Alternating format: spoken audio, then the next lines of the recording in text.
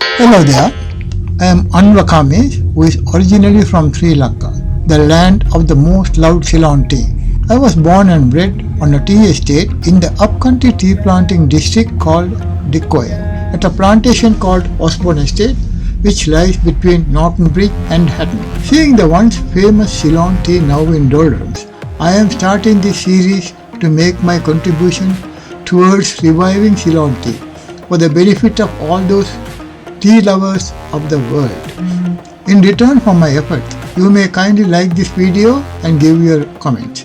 I hope to come on YouTube every few days to share my experience with the Sri Lankan tea industry and give you an insight of the actual status of tea plantations, their factories and people associated with it as best as I can.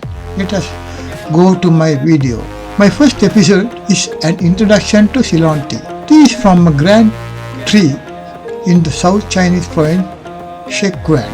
It is said that there are trees whose girth is such that it requires two men to embrace them. This comes as a surprise to those who have seen conventional tea plantations with their table of waist high vegetation. In fact, tea is a tree that, if given space and left unpruned, will grow to a height of 20 feet or more. There is said to be wild tea trees growing in China on the border of Yunnan province and Myanmar, which is believed to be 1,700 years old and which, when last measured, was over 3 feet in diameter and 108 feet tall. Tea to Sri Lanka is what potatoes are to Idaho. It was observed by a visiting American tea trader in 2003. Indeed, tea grows from almost sea level up to the highest mountain ranges of this beautiful island Sri Lanka. Furthermore, in this land of perpetual summer, tea grows and is harvested throughout the year. There are no seasons here, only the wet monsoon and dry periods. Coffee planting in Ceylon commenced in 1824, and by the mid-1800s, the island had 250,000 acres under coffee cultivation. Ceylon was one of the largest exporters of coffee. The tea industry only began flourishing when the coffee plantations were devastated by fungal leaf disease in the early 1870s. The first record of tea seeds being brought into Ceylon was made in 1824. The first recorded planting of tea in Ceylon was in 1839, when some seeds from China were planted in the Royal Botanical Gardens, Peradeniya, Kandy. This was, however, for ornamental purposes. Scotsman James Taylor is credited as being the father of the Ceylon tea industry, having planted 19 acres of tea on Lulkandara Estate, Evaheta, in the Kandy district in 1867.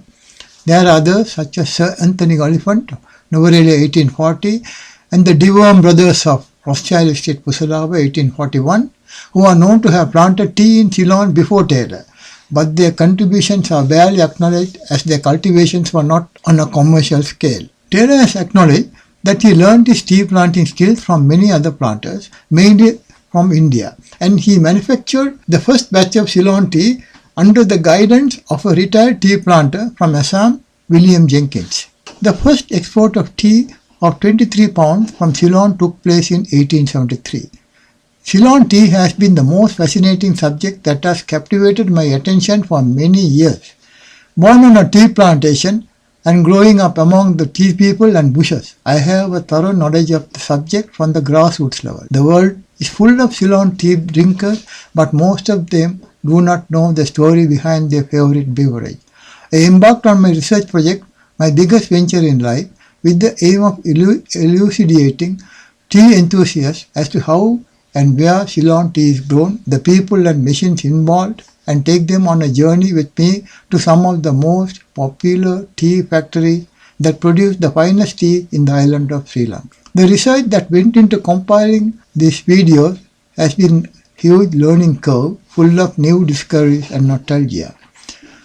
This project took me across hills and valleys, hundreds of miles into the heart of tea land in the upcountry and Uva regions. Yet I was able to cover only a fraction of the total extent of tea plantations in the country. I had to refer to or corroborate my information from many sources, and thanks to Ferguson's directive, I had a wealth of information in them.